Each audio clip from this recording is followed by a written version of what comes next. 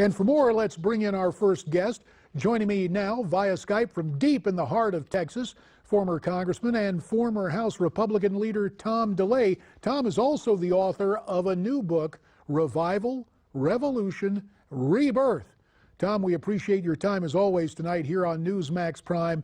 Very quickly, your take on Andy Puzder as Labor Secretary. Well, I like all the stuff that you just outlined in your report as far as dealing with labor. If labor is against him, then he must be pretty good.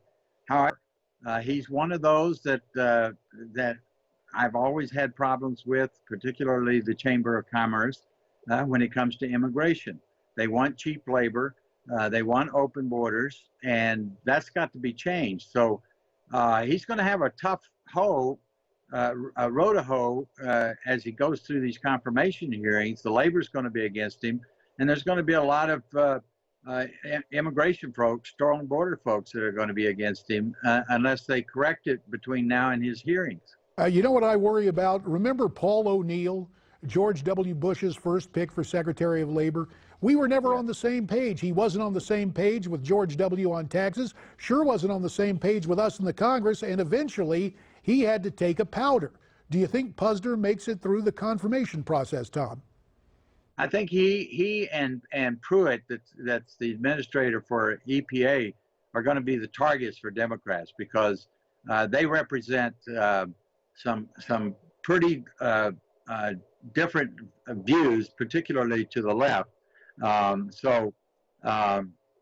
the one hand, Puzder is going to be supported by some on the left, the open border people, but labor is going to be against him, and Pruitt is just going to be, they're going to zero in on him as if he's the devil incarnate. Yeah, well, you know, I don't think there's anything wrong with calling EPA Energy Producing America. But let me get to something else here, Tom, and that is the proposed merger between AT&T and Time Warner. Outrage continues over this proposed $85 billion acquisition. The CEOs of both were heavily questioned and scrutinized at a recent Senate hearing.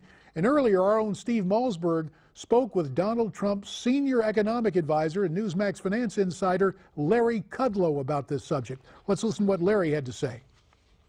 You have to raise the question of excessive concentration of power. Now, how that shakes out and how the details come out, and we will learn much more as these, it goes to hearings and whatnot. But I think that's the issue, concentration of power.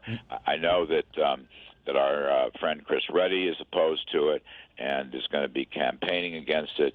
And I think that, he's whether Chris is going to be right or wrong, he's asking all the right questions. And I think that's what we need to do to figure this out. A whole lot of questions need to be asked, Tom. Your take on this in our final 30 seconds.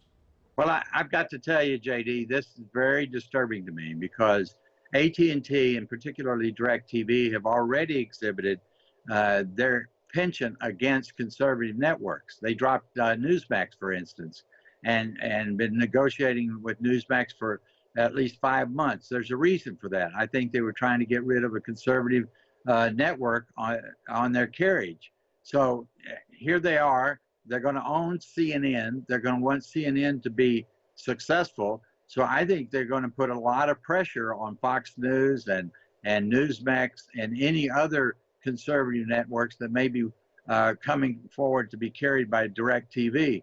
Tom, we really appreciate it, sir. Unfortunately, our time is short. Tom's new book again, Revival, Revolution, and Rebirth. Thanks for your time.